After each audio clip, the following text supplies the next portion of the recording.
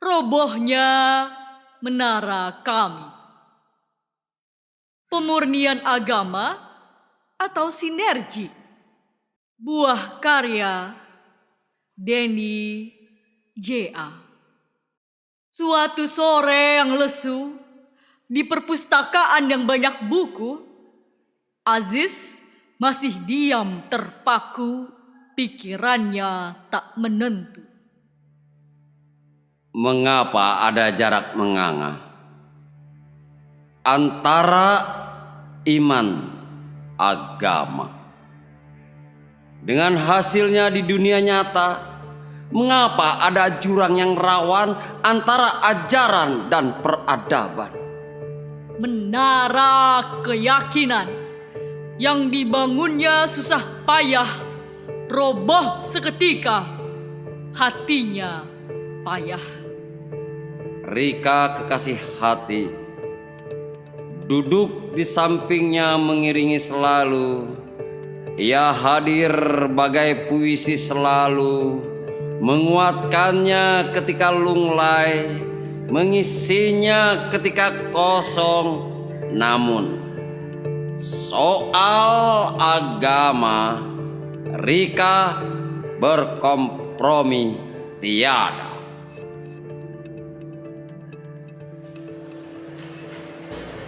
Aziz, mahasiswa tahun kedua.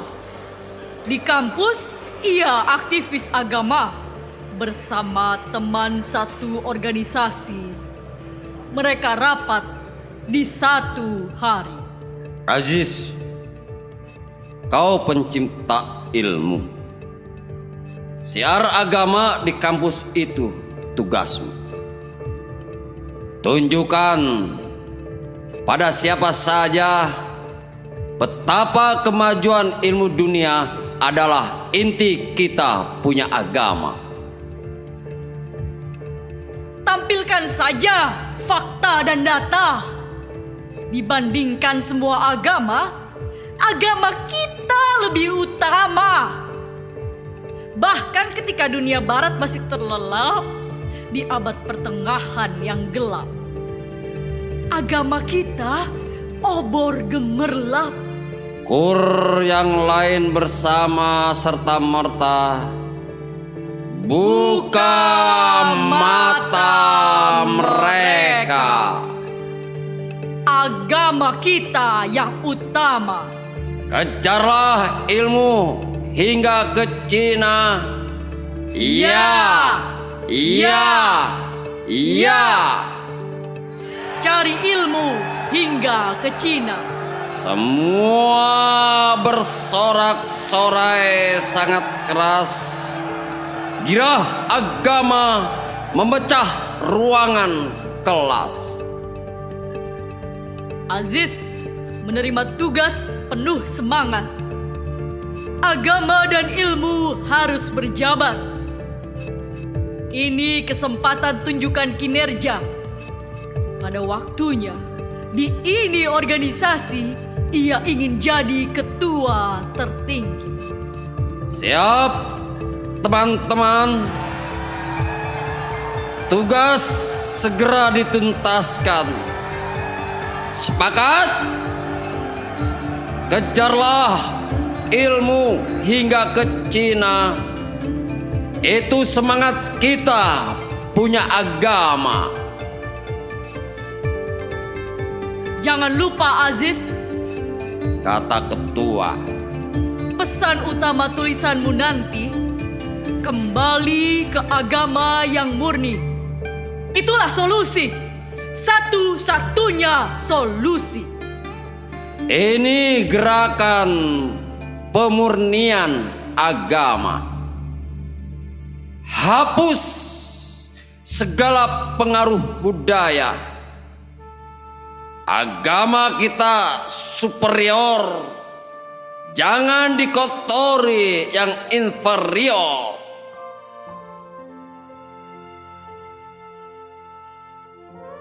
Siap, Komandan. Aziz segera balik badan. Ia bersemangat cari data lapangan. Dibukanya komputer di perpustakaan. Rika sang kekasih terus mendampingi.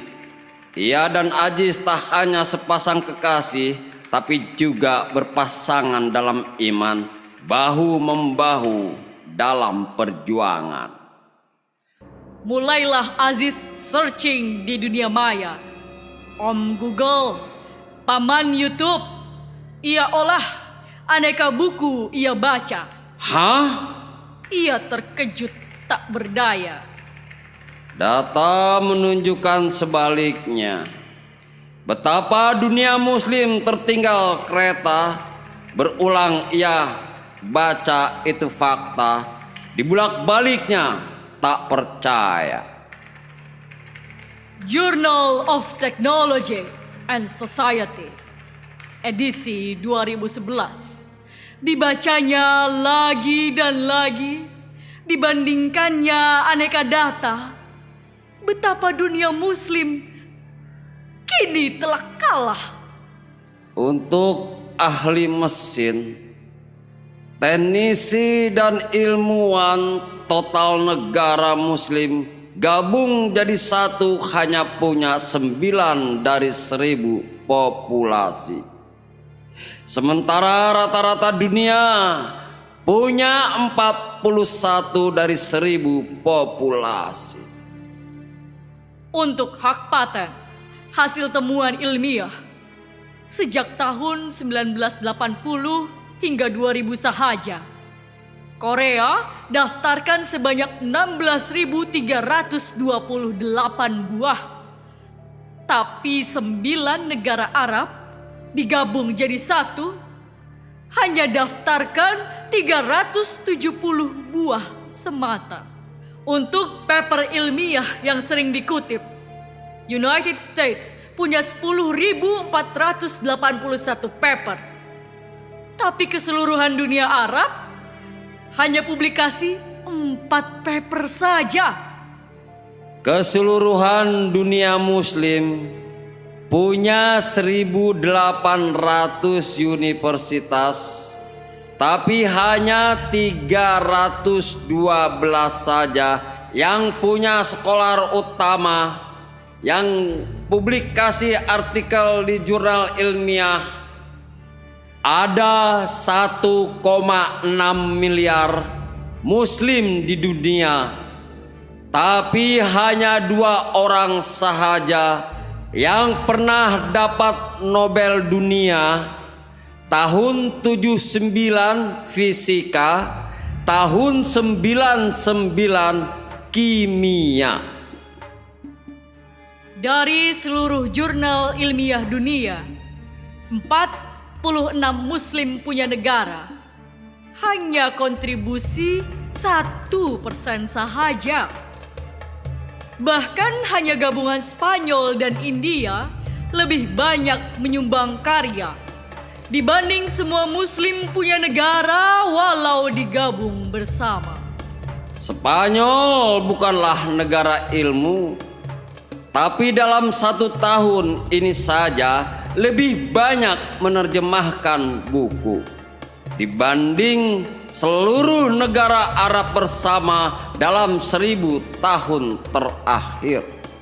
Untuk 40 tahun selama, tak ada satu paper pun yang berharga dari ahli fisika negara muslim atau ahli kimia dunia muslim yang layak dibaca. Demikian Steven Weinberg berkata, pemenang Nobel Fisika. Dunia muslim semakin tak diberitakan, absen di dunia ilmu pengetahuan, tapi acap menjadi headline untuk terorisme yang kejam. Data itu tumpuk menumpuk di kepala. Aziz diam terperangah.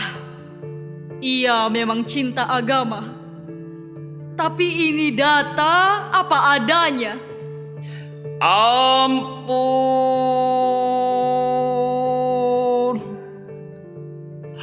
ampun. Aziz jengah. Padahal dunia muslim yang sama pernah menjadi mercusuar dunia di abad ke-7 hingga 10 ketika dunia barat masih gelap sulu. Dunia muslim mengembangkan aljabar, juga alkemi hingga medisin digelar. Menemukan kompas untuk navigasi. Dunia diajarkan algoritma, alkohol, dan alkali. Diajarkan konsep nadir, dikisahkan konsep zenit. Mereka menyumbangkan Al-Razi, penulis Encyclopedia of Medicine, hingga 23 volume banyaknya. Mereka lahirkan Ibnu Sina, mengarang Canon of Medicine, itu medical survei kesehatan, menjadi pegangan dunia barat sana, berpengaruh 6 abad lamanya. Hidup pula Al-Farabi, sang guru. Ia diberi gelar The Second Teacher, Maha Mampu. Hanya kedua setelah Aristoteles sang empu, Al-Farabi menulis topik yang luas. Dari fisika hingga kimia ia bahas, dari kosmologi hingga musik ia ulas. Itu era ketika dunia muslim terbuka, asimilasi dengan warisan dunia.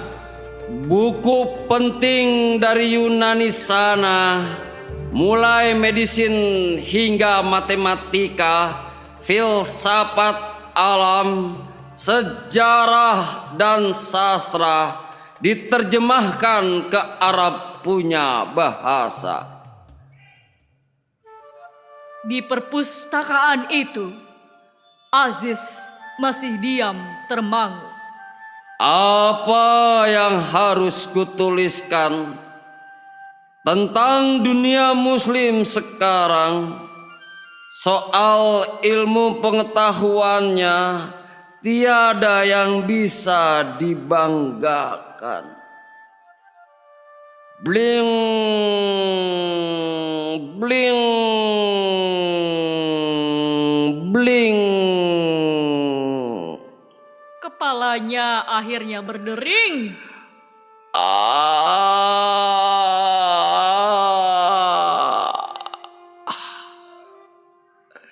Kutulis saja yang hit, katakan kebenaran walau pahit. Bukan kampanye tapi introspeksi. Dunia muslim perlu kritik diri. Biarlah data dan fakta bicara, bagus untuk pembuka mata. Yang dibutuhkan bukan pemurnian agama, yang diperlukan justru sebaliknya. Agama harus disinergikan dengan unsur terbaik peradaban. Dunia barat jangan dimusuhi. Muslim justru harus bersinergi. Seperti dulu dengan peradaban Yunani, itu baru solusi. Namun gagasan Aziz ditolak mentah-mentah, heran dan tak suka, memenuhi ruangan menyengat semua. Aziz, apa kau sudah gila? Menulis sebaliknya dari yang diminta. Kau ditugaskan siar agama ke dunia, yang kau lakukan mengkritik kita semua. Mohon kembali ke rencana semula. Ya, Aziz, kembali ke rencana semula. Ujar yang lainnya kur bersama. Mengapa kau kini berbeda? Aziz sampaikan alasan kita harus naik tahapan. Buat apa gembar-gembor kepompong, tapi kenyataannya kopong. Kritik diri adalah sehat, pahit tapi membuat kuat. Namun temannya tetap bertahan. Ia dipecat jika melawan. Aziz, organisasi punya aturan, punya misi yang harus ia emban. Jadi duri dalam daging kau nanti, kami akan tegas tanpa kecuali. Namun yang membuat Aziz pedih adalah reaksi Rizka sang kekasih. Aziz, niatku padamu karena agama. Jika dari agama dirimu menjauh, berarti dari diriku juga dirimu menjauh. Rika, mohon mengerti. Cintaku padamu tak tergantung pada tafsir insani. Imanku tetap pada agama ini, tapi aku melihatnya dari lain sisi. Tidak, Aziz. Kata Rika lagi. Kita kini berseberang posisi. Karena agama, aku datang padamu. Karena agama, aku pergi darimu. Sempat ragu Aziz punya hati. Teman-teman yang menentang ini, mereka tak hanya berteman di organisasi, tapi juga kawan sejati. Rusakkah jika beda opini? Rusakkah jika beda opini? Dan Rika,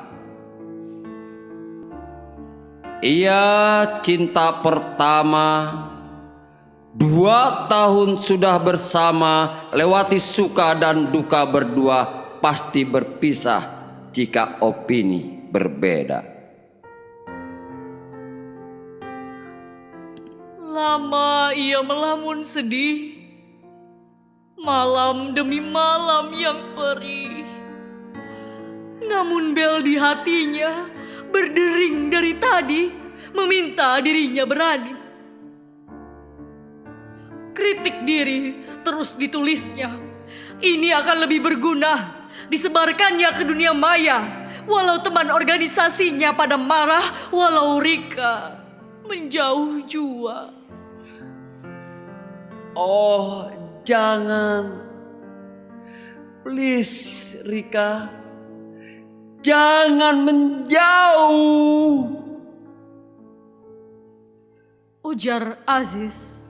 Mengekspresikan hati nurani, nilainya lebih tinggi. Dipecat dari organisasi, saya tak lagi peduli. Berpisah dengan Rika, semoga itu manjanya belaka. Aziz cinta ini agama. Namun di dunia nyata, agama harus kembali disinergikan dengan elemen tertinggi peradaban di setiap zaman demi kemajuan. Dibukanya surat yang baru diterima.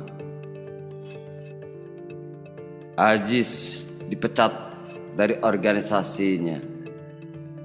Hari yang sama, Rika memintanya tak usah lagi berjumpa. Oh, Rika.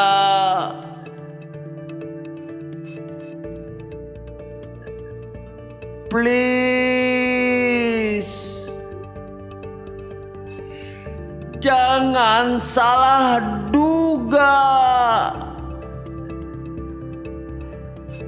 Di langit dilihatnya Di bulan. langit dilihatnya bulan. Senyum padanya manis nian. Senyum padanya manis nian. Namun hatinya menangis.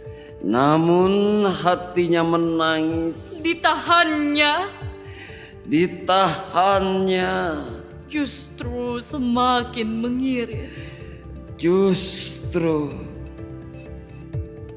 semakin mengiris.